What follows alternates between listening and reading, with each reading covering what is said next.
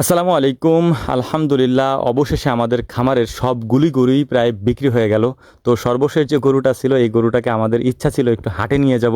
মানে আমাদের হাটে ঘোরানোর একটা ইচ্ছা ছিল। বিশেষ করে আব্বা অনেক বলতেছিল যে একটা গরু হাটে নিব, একটা গরু হাটে নিব। তো আমি বললাম যে ঠিক আছে, তাহলে একটা গরু আমরা নিতে পারি। আমাদের যে ছোট সাইজের একটা গরু ছিল, আপনারা দেখছেন যে এই গরুটা দেখতে শুনতে অনেক সুন্দর আর কি। তো এই গরুটাই আব্বা বলছিল যেহেতু এটা একটু দেখতে শুনতে ভালো বেশি সব থেকে, তো এইটারে আমরা নিয়ে যাব। আর বাকি গরুগুলো তো আমাদের বিক্রি হয়ে গেছে। একটা গরু আছে যেটা হচ্ছে আব্বা বিক্রি করতে চায় নাই, যে গরুটার গ্রোথটা অনেক বেশি হচ্ছে, এটা ফ্রিজিয়ান জাতের একটা গরু। আব্বা বলতেছে যে ওইটা রাইখে দিই আর কি, ওটার পরে বিক্রি করবো। আমি বললাম যে ঠিক আছে, তাহলে ওইটা রাইখে দিই। এই গরুটা আমরা নিয়ে যাবো আজকে হাটে।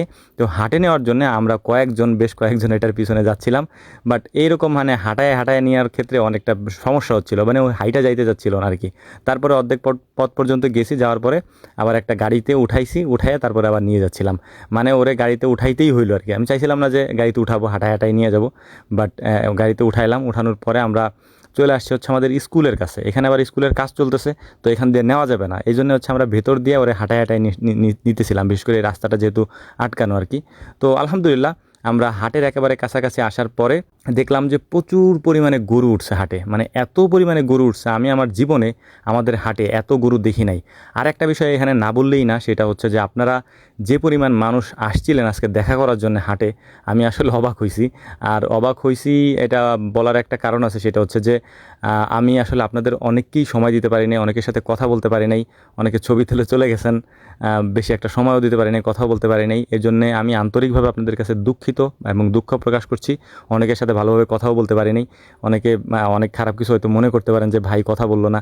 অ্যাকচুয়ালি ভাই, আমার তো একটা জিনিস এখানে নিয়ে গেছি, তো আমার ওই চিন্তাটা, তারপর হচ্ছে যে একটা গরু নিয়ে আসছে এখানে, নানান ধরনের মানসিক চাপের মধ্যে থাকার কারণে আমি কথা বলতে পারি না। ইনশাআল্লাহ যারাই আসছেন তারাই তো আমাদের এই এলাকাগুলো চিনেন বিশেষ করে, তো আসবেন, আমি আপনাদের সাথে কথা বলবো ইনশাআল্লাহ এর পরবর্তীতে। একটা গরু এখানে শুয়ে পড়তেছিল, শুয়ে পড়ছিল বলতে আমি আপনাদেরকে আগেও বলছি যে এই প্রচণ্ড গরমের মধ্যে গরুর হিট স্ট্রোক হতে পারে, এবং এরকমটা অনেকগুলা গরু এরকম হয়েছে। যেমন প্রচণ্ড গরম যেহেতু, এগুলো সহ্য করতে পারতেছিল না।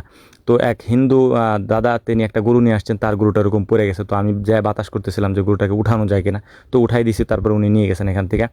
তো কাস্টমার আসতেছিল, গরুর দাম করতেছিল, দেখতেছিল। তো এখানে একটা জিনিস আপনাদেরকে বলে নেই, এই গরুটা আমরাই কিনছি।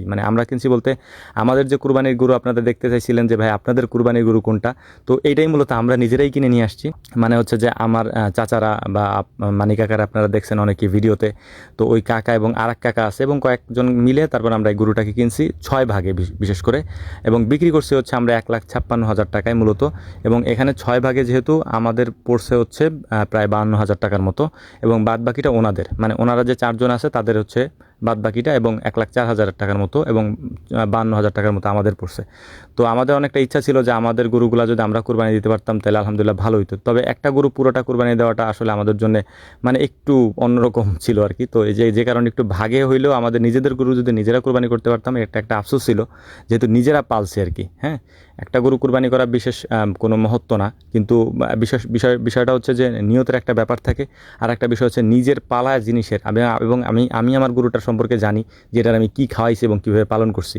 তো এটার মাংস কীরকম হইতে পারে বা এটা কীরকম হইতে পারে এটা আমি জানি, এটা একটা ব্যাপার। আর এখানে সবথেকে মূল ব্যাপার ছিল হচ্ছে যে মাংস কীরকম হবে এটা পরের কথা, কারণ হচ্ছে কোরবানি তো আল্লাহর জন্যে। তবে এইটার কোয়ালিটি সম্পর্কে আমি একটা জিনিস বলার চেষ্টা করলাম আর কি। তো যাই হোক, আলহামদুলিল্লাহ আমাদের জন্য দোয়া করবেন। আমরা এটাকে খামারে নিয়ে আসছি এবং আনার পরে গোসল টোসল করাই দিছি, কারণ যেহেতু প্রচণ্ড গরম থেকে আসছে। এরপরে ওকে পানি টানি খাওয়ায় কমপ্লিট করছে আর কি।